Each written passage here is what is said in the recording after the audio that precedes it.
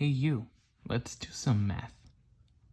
So today we're going to learn how to graph linear equations, and I'm going to show you how to graph 3 in total.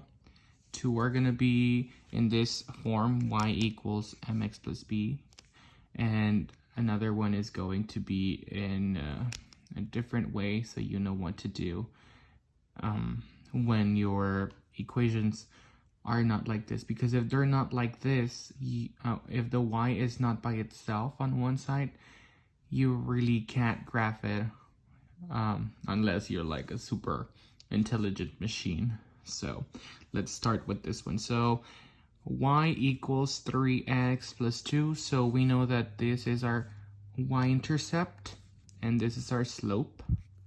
So we know that the standard form is y equals mx plus b. We know that we always start with the b in the function, so this is our b. We're going to look for the y-intercept on the y-axis, on the vertical axis. So here, this is the origin, this is 0, 0, and we're going to move up 1, 2. So this is where our equation will start. A slope means that, well, is the steepness of the line. So for example, here our slope is 3, but we have to remember that slope is y over x, or rise over the run. So for example here, since we don't have a fraction per se, we're going to add a 1 to the bottom, and that'll be our slope. So a slope tells you what to do. So for example, the top number is the rise, so that this tells you how many you're going to go up or down, depending if it's positive or negative. If it's negative, you're going to move down. If it's positive, you're going to move up. So for example, here, we're going to move 1, 2, and then 3 over here. We're going to move here. And then the run, which tells you how many you're going to move either to the left or to the right. So for example, since this is positive, we're going to move to the right. If this one is negative, we move to the left. So for example, here is 1. We're just going to move this once. So our line starts here, and this is our first point. Since I don't have more space here, I'm just gonna go backwards, and I'm going to just do the exact opposite. Instead of going 3 up, I'm gonna go to the origin of the equation, and then I'm gonna go 3 down. 1, 2, 3, and then I'm gonna move 1 to the left. So we are just moving 1 to the left. And this is our point over here. So if you get a ruler, or if you can draw straight lines, you'll see that your equation is going to be like this. You can even go further. So from here, from this point, you're going to move 3 down. 1, 2, 3, and then 1 to the left. And you'll see that your line is going to be, that's going to be your line. And that's an idea. So we're going to continue with number 2. This is y equals x plus 1, and we know that this is the origin. So we're going to use the same y equals mx plus b formula in order for us to guide us. Okay, so we know that this is the b, the y-intercept. So this is going to be on the y-axis. We're going to find it here. So from origin, we start from origin, and then we move up 1, because that is what the y-intercept, or b, is telling us to do. So you always start from origin, then you move into the b. So here, our line, this is where the line will cross on the y-axis, always. Then we're going to go with the slope. Since x is by itself here, You have to imagine that there's an imaginary 1 on the side, because actually it's 1x. And since I need a slope, I need a rise over the run, or the x over the y, I need a 1 over 1, and that'll be my slope. So here, I'm going to start here, and then I'm going to move 1 up and 1 to the right. Because this one's positive and it's the rise, I'm going to move up, but if this one was negative, I would move down. If the one on the bottom was positive, I would move right, and if this one was negative, I would move left. So here I would also do the same. I would move up 1 and then move 1 to the right, and I would continuously do so. 1, 1, and if I want to go down, I'll just do the exact opposite. Instead of going 1 up, I'm just going to go 1 down, and then I'm going to go 1 to the left. And then again, I'm going to go 1 down and 1 to the left. And here you see how you can already see your formula, your line taking its form. So that's how most likely your formula be looking, or this is how it will be looking.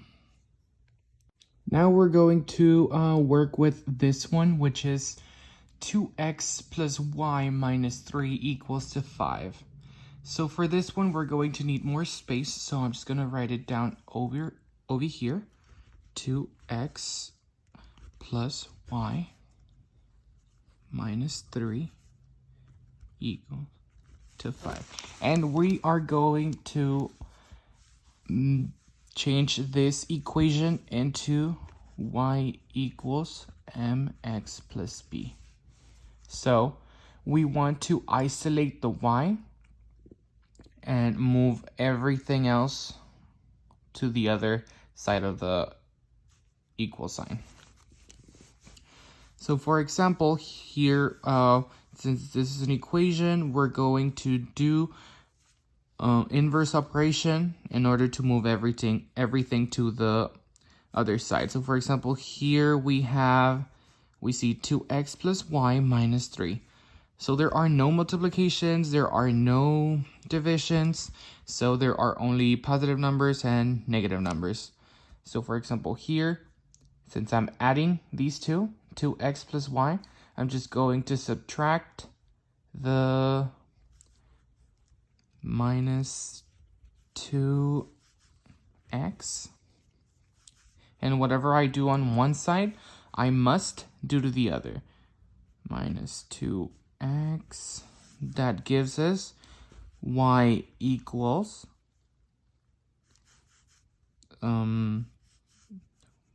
it's y minus 3 equals to 5 minus 2x. So we see that we're almost done. This is the y, then this is left off, the y minus 3, and then we have equals to 5 minus 2x.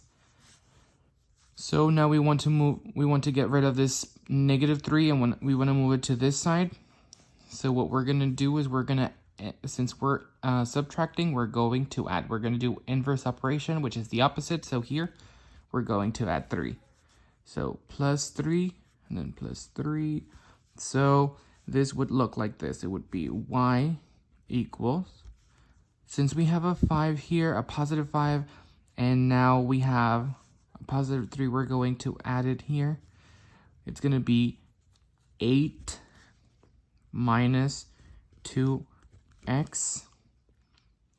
And if you want to put it already in y equals mx plus b, you would just rearrange stuff. So for example, here, it would be y equals the negative 2x